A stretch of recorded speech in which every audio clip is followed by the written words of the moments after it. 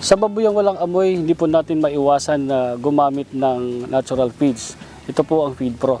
Kasi po ang Feed Pro, sa kabila na ito walang sangkap ng mga antibiotiko, chemical at hormones at mga animal byproducts, ang isinasangkap naman po natin dito ay good bacteria o probiotics. Pag kinain po ito ng baboy, nagbibigay po ng magandang performance, maganda ang growth ng baboy, lumalaki po ang baboy. Ang Feed Pro po ay sadyang walang antibiotiko. Sapagkat alam naman natin ang epekto nito sa kalusugan ng hayop, maging sa kalusugan ng tao. Inalis na natin sa ating mga feeds ang mga antibiotikong ito. Ang probiotics po na isinasangkap sa Feed Pro feeds o natural feeds ay nakatutulong para lalong ayusin ang kalusugan ng hayop, lalong-lalo na ang kanyang gut system, no?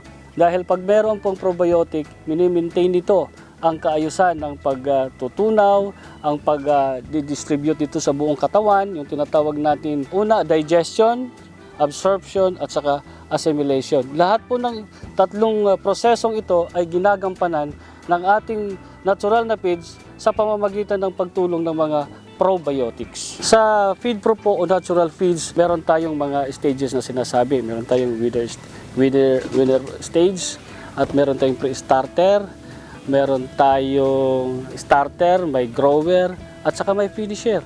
At saka pag halimbawa nagnanais kayong mag-ship ng pre-starter to starter, ay dapat din nating matutuhan yung tinatawag na gradual shifting para hindi po nabibigla ang baboy sa pagkain.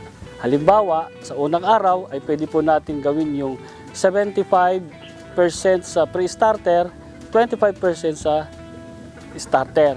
Second day, 50-50 na po. Sa third day, 25% sa pre-starter, 75% sa starter. At on the fourth day, 100% na po na starter. Ganun po ang ginagawa nating turo sa mga nagsiship ng pakain in every stage. Meron po tayong tatlong paraan ng pagpapakain sa natural feed sa baboy.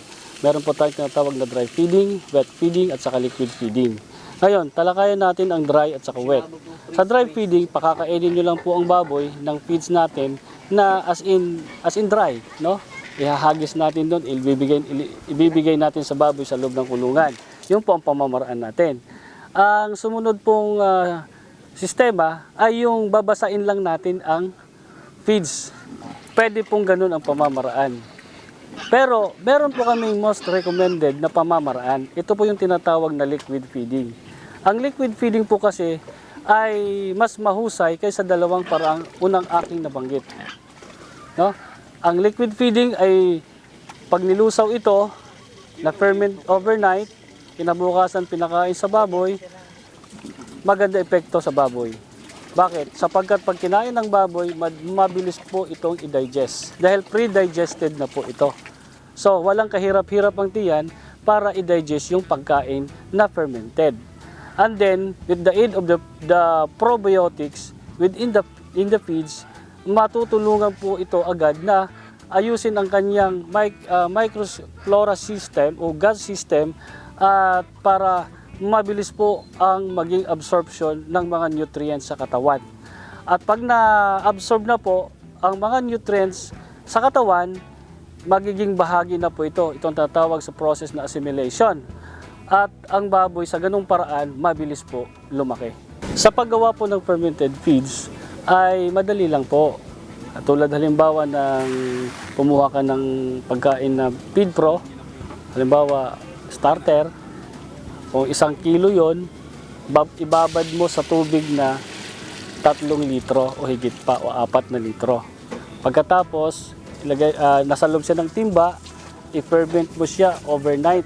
Ganun lang po ang paraan ng pagbababad ng ating feeds. Pero dapat tandaan natin na ang ating mga gagamitin sa pag-ferment tulad ng pail ay dapat malinis at tinatakpan po yan. Huwag nating paaarawan dahil ma-spoil po ang ating feeds. Ang fermentation procedure po ay hindi po para sa lahat ng klase ng pakain. Yan po ay para lamang sa Feed Pro. Ang Feed Pro po ay ginawa o dinisenyo para sa fermentation.